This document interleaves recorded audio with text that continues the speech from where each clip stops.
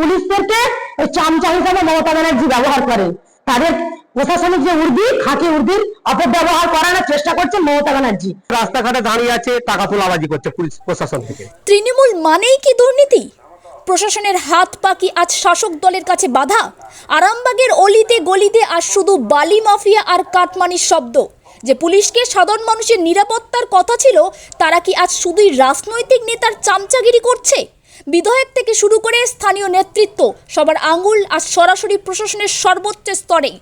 বাংলার বর্তমান পরিস্থিতি নিয়ে আজ আমরা পর্দা ফাঁস করব সেই সব গোপন অধ্যায়ের, যা হয়তো আপনি আগে শোনেননি। এখন তৃণমূলের সব নেতারাই বড় বড় মন্ত্রী হয়ে গেছে, তারা পুলিশকেও ধমকে দিচ্ছে। পশ্চিমবাংলার যে প্রশাসনিক গণতন্ত্র, পুলিশকেও কাজ করতে ওনারা দেবেন না। কিছুদিন আগে একটা গোঘাট বিধানসভাতে তৃণমূলের মিছিলেতে পুলিশকেই ধমকাচ্ছে। মানে ওনারা এটা বুঝিয়ে দিচ্ছেন যে তৃণমূলের নেতারাই পুলিশ, আর তৃণমূলের নেতারাই আইন, তৃণমূলের নেতারাই সব। মমতা ব্যানার্জি পুলিশ মন্ত্রী, যিনি পশ্চিমবাংলার পুলিশ মন্ত্রী হয়ে সুরক্ষা দিতে ব্যর্থ, যিনি নারী নিরাপত্তা দিতে পারেন না, প্রতিনিয়ত পশ্চিমবাংলায় ধর্ষণের শিকার হয়, সেখানে তৃণমূলের কাছ থেকে আমরা ভালো কিছু আশা রাখি না। তৃণমূল কংগ্রেসের যেটা কালচার তারা সেটা করছে। পুরসুরার মানুষ অনেকদিন আগে ওদিকে ছুড়ে ফেলে দিয়েছে, আর এইবারে তৃণমূলের কোনো চিহ্ন থাকবে না পুরসুরার। যেই বালি মাফিয়া সেই তৃণমূল কংগ্রেসের নেতা, একই তো জানি তো। তাদের মধ্যে পঞ্চায়েত সমিতির প্রাক্তন সভাপতির বিরুদ্ধে টেন্ডার দুর্নীতি এবং দুর্নীতি হচ্ছে তৃণমূলের অপর নাম হচ্ছে দুর্নীতি। ওটা তো করেই থাকে, ওটা নিয়ে নতুন করে বলার কিছু নেই। সেকেন্দারপুরে বিজেপি কর্মী এবং স্থানীয় মহিলাদের উপর তৃণমূল কর্মীদের হামলার অভিযোগ সামনে এসেছে, কি বলবেন এই বিষয়ে? আমরা গিয়ে ওখানে যেটা হয়েছে সেটা দেখছি, থানায় অভিযোগ হয়েছে। শ্রীরামপুর প্রাথমিক স্বাস্থ্য কেন্দ্রের কর্তৃপক্ষের মদতে অবৈধভাবে গাছ কাটা এবং কাঠ পাচারের অভিযোগ উঠেছে। একই কথা বারবার আসে, তৃণমূল কংগ্রেস থাকবে, দুর্নীতি হবে না, গাছ কাটা হবে না, এইসব তো চলতে পারে না। যানজট প্রবণ রাস্তায় ফ্লাইওভার বা সঠিক রাস্তার অভাবে এলাকায় দুর্ঘটনার ঝুঁকি দিন দিন বাড়ছে। প্রশাসনের ভূমিকা কি? প্রশাসন কি করবে? প্রশাসনে কিছু করার নেই, সবারই হাত পা বাঁধা। বিধায়ক বিমান ঘোষের কথা থেকে পরিষ্কার যে দুর্নীতির জাল কতটা গভীরে, কিন্তু এই দুর্নীতির প্রভাব সাধারণ মানুষের জীবনে কতটা ভয়াবহ। আরামবাগের হাসপাতাল থেকে শুরু করে বালিঘাট, সবখানেই কি আজ মাফিয়াদের রাজত্ব? মহিলা নেত্রীর বিস্ফোরক বয়ানে উঠে আসছে মমতার পুলিশের ভূমিকা এবং কাটমানির সংস্কৃতির সেই নগ্ন রূপ। দেখুন এই ভিডিওর বাকি অংশ। ওনারা শুধু ফিতে কাটার জন্য কাজ করেন। আরামবাগ ব্রিজ যেভাবে বন্ধ করে সাধারণ মানুষকে যেভাবে যানজটের মুখে ওনারা ফেলেছেন, হাইডবার লাগানোর ফলে গাড়ি চলাচল বন্ধ হয়ে গেছে। ফলে যারা গাড়ি মালিক তাদেরকে বহু দূর রাস্তা ঘুরি ঘুরি গাড়ি আনতে হচ্ছে। তাহলে যারা একটা ব্রিজ করতে পারেন না, তারা পশ্চিমবাংলায় সরকারি ক্ষমতায় থাকবে এটা আশা রাখছে। আপনি ভাবুন, কোন সরকার পশ্চিমবাংলায় এসেছেন? তৃণমূল সরকার মানুষের জীবন নিয়ে খেলে।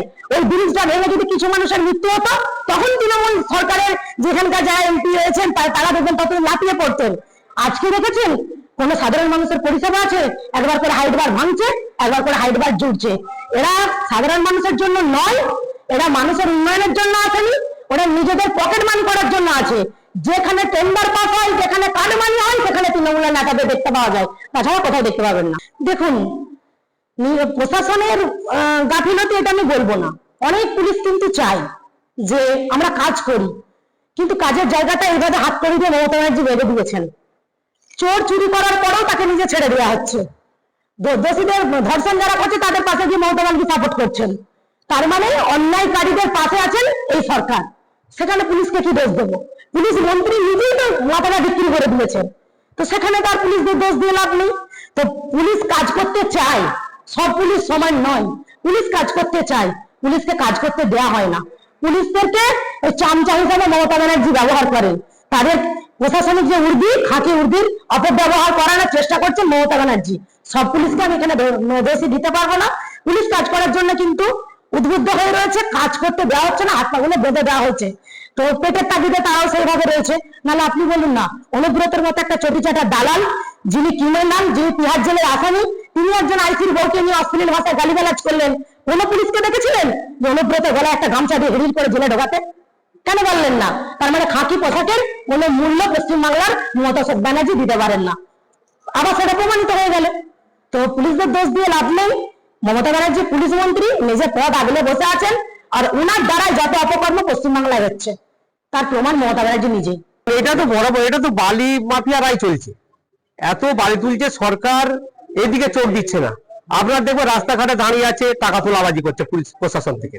কিন্তু যেখানে বালি খাতটা, যে মানুষের কত ক্ষতি হচ্ছে, আগামী দিন মানুষ যে বন্যা কবলিত যে এলাকাগুলো, এই মাটি বন্যায় মাটি বালি তুলে নিয়ে যে নদীগুলো এমন অবস্থা করছে, যে কোনো মুহূর্তে যেখানে ভাঙছে মানুষ আজকে ক্ষতিগ্রস্ত হচ্ছে, বন্যা প্রবলিত এলাকা হয়ে যাচ্ছে।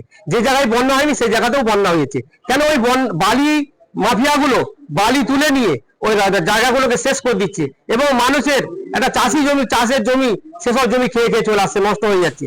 কাটমানি আর সিন্ডিকেটের এই চক্র কি কোনোদিন ভাঙবে? সাধারণ মানুষ কি পাবে তাদের ন্যায্য অধিকার? আরামবাগের এই ছবি আজ গোটা রাজ্যের প্রতিচ্ছবি হয়ে দাঁড়িয়েছে। রাজনৈতিক পালাবদল কি এর সমাধান, নাকি ব্যবস্থার পরিবর্তন জরুরি? এরকম ঘটনা দেখেছেন? না, আমার এলাকায় ওই যা হলো লুটঘট প্রথমটা খুবই হয়েছে, এখন কিছুদিন বন্ধ আছে। আর মাল নাই, কোথা কাটলাম? ওই সরু সরু বিকারটি আছে, ওই পড়ে আছে। ওই ভোট এলেই সব লুটপাট করবে, ভয় দেখাবে। চলে গেছে হ্যাঁ, মাটির দাঙ্গা, ভয় দেখাবে মানুষকে। আর অর্থের টোপ তো সবসময় দিচ্ছে, দেখতে পাচ্ছি।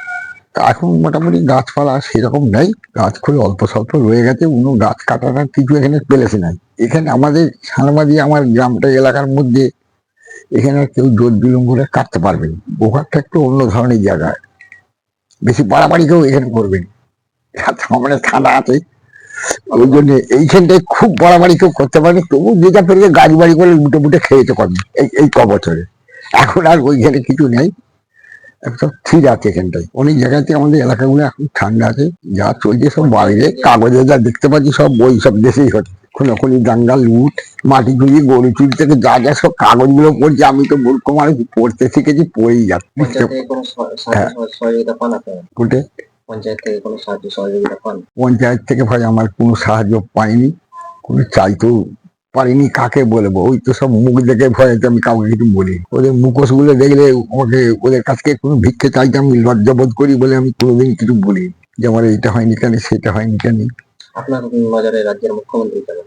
হ্যাঁ, মুখ্যমন্ত্রী একেবারে ওর সম্বন্ধে আমি আর কি বলবো? এই তো ডেলি শুনতে পাচ্ছি ওদের কথাবার্তা আর ধ্বংসলীলার কাহিনীটা, কি করে মিথ্যেকে উল্টে দিতে হয়। এই সব সত্যকে উল্টে মিথ্যেই প্রমাণ করিয়ে চাচ্ছি, সব চলছে, দেশেও চলছে, আর সরকারি আইনে তো উপর মহলেও দেখতে পাচ্ছি। আপনার নাম? হ্যাঁ, আমার নাম শেখ নজির আলী, বাড়ি? বাড়ির গ্রাম সানবালি।